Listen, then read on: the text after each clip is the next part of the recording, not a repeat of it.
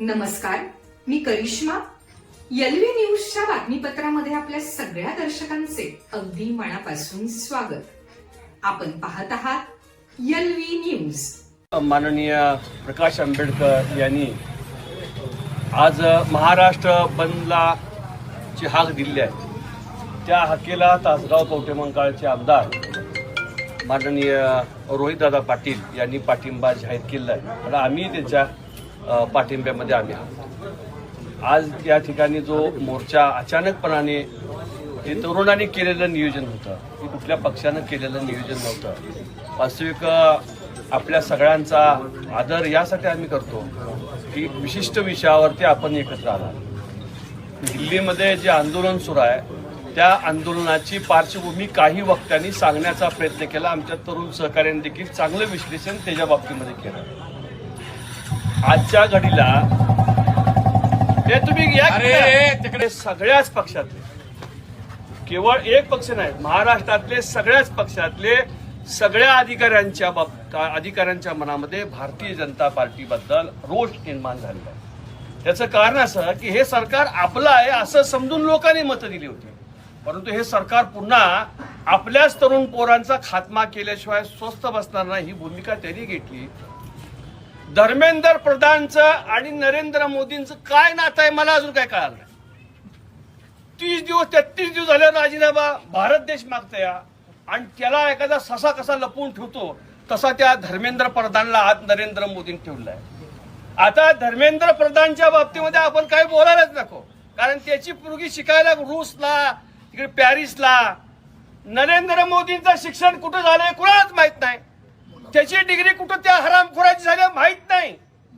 परंतु असा जुलमी माणूस या देशामध्ये जन्माला येतो आणि त्याचं समर्थन मोडून काढण्यासाठी महाराष्ट्रातून पुन्हा एकदा छत्रपती शिवाजी महाराजांचा विचार घेऊन मराठी माणूस दिल्लीच्या तख्तावरती जातो आणि त्याला पाठिंबा देण्यासाठी पंजाब, आसाम, उत्तर प्रदेश, बिहार असेल.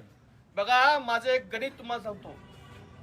भारत देशाच्या स्वातंत्र्याच्या लढ्यामध्ये महाराष्ट्र, पंजाब आणि बिहार ज्या दिवशी उतरले त्या दिवशी देशाला स्वातंत्र्य मिळालंय. आणि आजच्या आंदोलनामध्ये देखील जे लोक सहभागी झालेले आहेत त्या लोकांचा सहभाग तुम्ही डोक्यात ठेवा. कुठल्या कुठल्या राज्यातले आहेत. आज शीख समाजातले लोक सुद्धा डॉक्टर बाबासाहेब आंबेडकरांना मानणारा एक मोठा वर्ग आहे देशभरामध्ये, ते सगळे त्या ठिकाणी आलेले आहेत. आणि 10 वर्षापूर्वी सांगितलं होतं की संविधानाची मैत्री करूया, संविधान आपलं सोनं समजूया. अनेक वर्षापासून आता संविधानाची किंमत भाऊ कळायला लागली लोकांनी.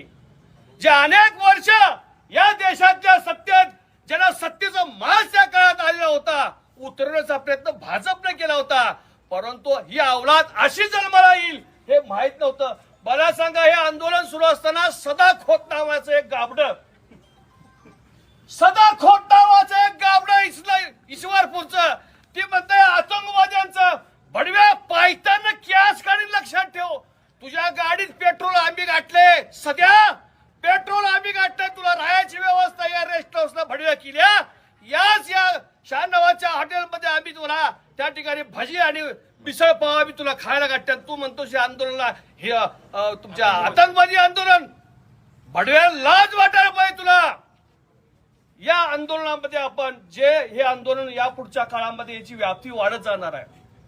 मला वाटतंय देशाच्या प्रधानमंत्र्यांचं कार्यालय जाळल्याशिवाय हे लोक शांत बसणार. त्यामुळे आपण सगळ्यांनी सगळ्या दृष्टीचं ह्यांचं एकदा हे विसर्जन करण्यासाठी आपण सगळ्यांनी मिळून सज्ज राहाव्या अशा प्रकारची विनंती करतो आणि या ठिकाणी थांबतो. जय हिंद, जय महाराष्ट्र. चालू घडामोडींचे अपडेट्स जाणून घेण्यासाठी आपल्या एलव्ही न्यूज चॅनलला सबस्क्राईब जरूर करा, लाईक करा, शेअर करा व कमेंट देखील करा. बेल आयकॉनवर प्रेस करा व नोटिफिकेशन्स मिळवा. पाहत रहा फक्त एलव्ही न्यूज. मुख्य संपादक विलास उत्तम लोखंडे.